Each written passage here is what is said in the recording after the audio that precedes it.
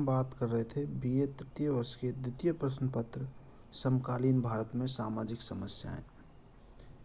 इसमें हमने सर्वप्रथम सामाजिक समस्या को समझने का प्रयास किया, उसके अर्थ और परिभाषा को जाना। इसके बाद सामाजिक और व्यक्तिगत समस्या में अंतर जानने का प्रयास किया। अब हम बात करते हैं सामाजिक विघटन की। सामाजिक विघटन क्या होता है? सामाजिक संगठन और सामाजिक विघटन सापेक्ष अवधारणाएं हैं। जैसे जैसे समाजों में जटिलता बढ़ती है और सामाजिक परिवर्तन की गति तेज होती है, वैसे वैसे सामाजिक सामंजस्य के दबाव और तनाव अधिकाधिक गहन होते जाते हैं। यदि इनसे छुटकारा प्राप्त नहीं किया जाता है तो सामाजिक विघटन की मात्रा में वृद्धि होती जाती है। सामाजिक संगठन को स्वास्थ्य और सामाजिक विघटन को रोग के रूप में चित्रित किया जा सकता है।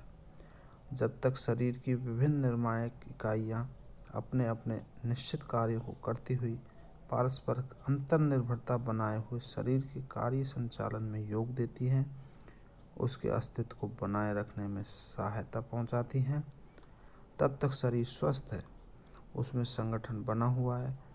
जब शरीर का कोई भाग ठीक से अपना निश्चित कार्य नहीं कर पाता तो उसका प्रभाव अन्य भागों की क्रियाशीलता पर भी पड़ता है।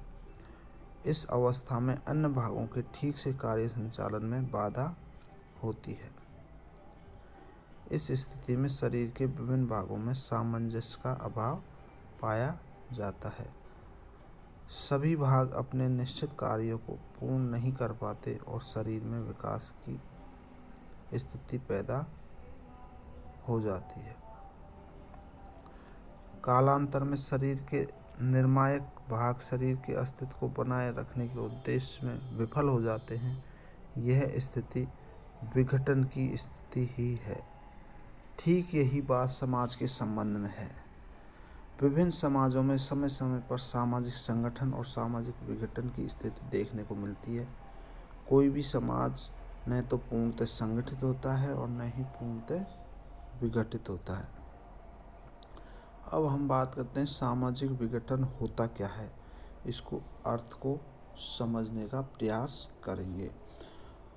तो इलियट और मेरिल ने बताया है कि सामाजिक विघटन एक प्रक्रिया है जिसके द्वारा एक समूह के सदस्यों के बीच संबंध टूट जाते हैं या समाप्त हो जाते हैं। सामाजिक विघटन की अवस्था कब और कैसे पैदा होती है, इस संबंध में इलियट व मेरिल ने बताया है कि सामाजिक विघटन उस समय उत्पन्न होता है जब शक्तियों के संतुलन में परिवर्तन होता है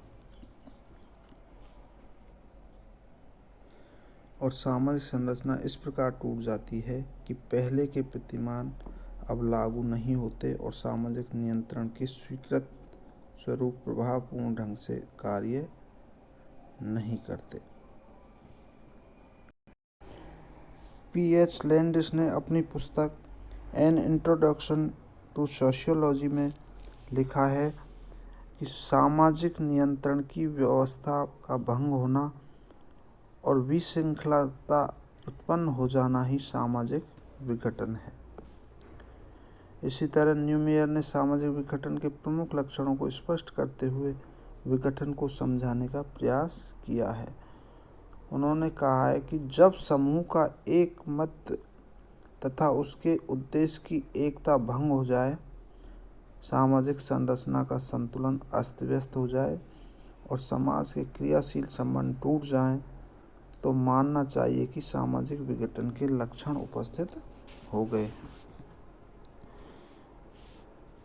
इसी तरह थॉमस एवं नैनकी ने कहा है कि सामाजिक विघटन समूह के सदस्यों पर से समाज के मौजूदा नियमों के प्रभाव का कम होना है। अर्थात नियमों का प्रभाव कम हो जाता है तो उससे भी सामाजिक विघटन की स्थिति पैदा हो जाती है। फेयरचाइल्ड ने डिक्शनरी ऑफ सोशियोलॉजी में लिखा है कि सामाजिक विघटन का अर्थ स्थापित समूह, व्यवहार, प्रतिमानों, संस्थाओं या नियंत्रणों की क्रियाशीलता में असंतुलन तथा अव्यवस्था से है। इसी तरह आगबर्न और निमकॉफ ने लिखा है कि समूह, संस्था अथवा समुदाय जैसी सामाजिक इकाइयों के कार्यों का कम होना ही सामाजिक विघटन है। इस तरह सभी विद्वानों ने अपनी अलग अलग परिभाषाएं दी हैं और इन अलग अलग परिभाषाओं के आधार पर हम यह स्पष्ट कर सकते हैं कि सामाजिक विघटन एक ऐसी प्रक्रिया है जिसके अंतर्गत समूह अथवा समाज के सदस्यों के पारस्परिक संबंध टूटने लगते हैं और उनके व्यवहार को नियंत्रित करने वाले आदर्शों एवं सामाजिक नियमों का प्रभाव शिथिल होने लगता है। परिणाम स्वरूप सामाजिक संरचना का स्वरूप बिगड़ जाता है और सामाजिक संगठन को चोट पहुंचती है। इसी तरह हम सामाजिक संगठन की अगर बात करें तो सामाजिक संगठन का तात्पर्य सामाजिक संरचना की विभिन्न निर्णायक इकाइयों की उस निश्चित प्रतिमानात्मक संबद्धता से है जो एक प्रकार्यात्मक संबंध के आधार पर उन इकाइयों को एक सूत्र में बांधता है और उन्हें इस प्रकार क्रियाशील करता है कि संगठन के वास्तविक लक्ष्यों की पूर्ति हो सके। संगठन तभी उत्पन्न होता है जब किसी संरचना के अंतर्गत एक से अधिक निर्णायक इकाइयाँ हों। ये इकाइयाँ आपस में एक सूत्र में बंधी हुई हों। इन इकाइयों का एक दूसरे के साथ प्रकार्यात्मक संबंध हो तथा इस संबंध के आधार पर वो इस प्रकार से क्रियाशील हों कि संगठन के उद्देश्य की अधिकतम पूर्ति हो सके। जब ये इकाइयाँ परस्पर संबंधित रहती हुई कार्य करती हैं तो इनसे मिलकर एक निश्चित प्रतिमान अस्तित्व में आता है। अब हम बात करते हैं कि सामाजिक संगठन और सामाजिक विघटन में क्या अंतर होता है। सामाजिक संगठन में एकमतता पाई जाती है जबकि सामाजिक विघटन में एकमतता नहीं पाई जाती। सामाजिक संगठन के लिए व्यक्ति नियोजित रूप से प्रयत्न करते हैं किंतु विघटन के लिए सचेत प्रयत्न नहीं किए जाते, वह तो अचेतन रूप से अनेक घटनाओं का परिणाम होता है। इसी तरह सामाजिक संगठन के दौरान समाज में नियंत्रण बना रहता है जबकि सामाजिक विघटन में नियंत्रण छिन्न भिन्न होने लगता है। इसी तरह सामाजिक संगठन की स्थिति में समाज में संतुलन बना रहता है जबकि सामाजिक विघटन में समाज में असंतुलन पैदा हो जाता है। सामाजिक संगठन में पद एवं कार्यों की निश्चितता होती है और व्यक्ति अपने दायित्वों का निर्वाह करता है, जबकि विघटन के दौरान समाज के सभी क्षेत्रों में अनिश्चितता का वातावरण पैदा हो जाता है और व्यक्ति अपने दायित्वों से मुंह फेरने लगता है जिससे विघटन की स्थिति पैदा हो जाती है। सामाजिक संगठन एक वांछनीय घटना है जबकि सामाजिक विघटन अवांछनीय घटना है। सामाजिक संगठन एवं विघटन दोनों ही प्रक्रिया के रूप में चलते रहते हैं किंतु विघटन की अपेक्षा संगठन की प्रक्रिया धीमी है।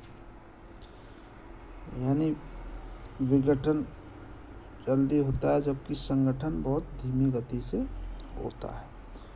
सामाजिक संगठन में सामूहिक हितों की पूर्ति को प्राथमिकता दी जाती है जबकि सामाजिक विघटन में वैयक्तिक हितों की पूर्ति को, और जब वैयक्तिक हितों की पूर्ति पर ज़्यादा जोर दिया जाता है तभी सामाजिक विघटन की स्थिति पैदा होती है।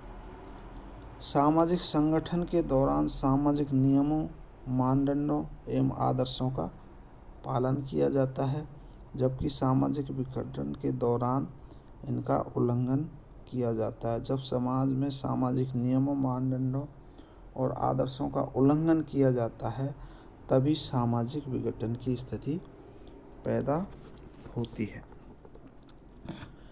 इसके अलावा सामाजिक संगठन के दौरान समाज प्रगति करता है, उसकी समृद्धि में वृद्धि होती है, जबकि विघटन के दौरान समाज की अवनति होती है तथा समाज समस्याओं से ग्रस्त हो जाता है। इस प्रकार हम कह सकते हैं कि सामाजिक संगठन और सामाजिक विघटन सापेक्ष अवधारणाएं हैं। जैसे जैसे समाजों में जटिलता बढ़ती है और सामाजिक परिवर्तन की गति तेज होती जाती है, वैसे वैसे सामाजिक सामंजस्य के दबाव और तनाव अधिकाधिक गहन होते जाते हैं। यदि इनसे छुटकारा प्राप्त नहीं किया जाता है तो सामाजिक विघटन की मात्रा में वृद्धि होती जाती है। सामाजिक संगठन को स्वास्थ्य और सामाजिक विघटन को रोग के रूप में चित्रित किया जा सकता है। विभिन्न समाजों में समय समय पर सामाजिक संगठन और सामाजिक विघटन की स्थिति देखने को मिलती है। कोई भी समाज न तो पूर्णतः संगठित होता है और न ही पूर्णतः विघटित होता है।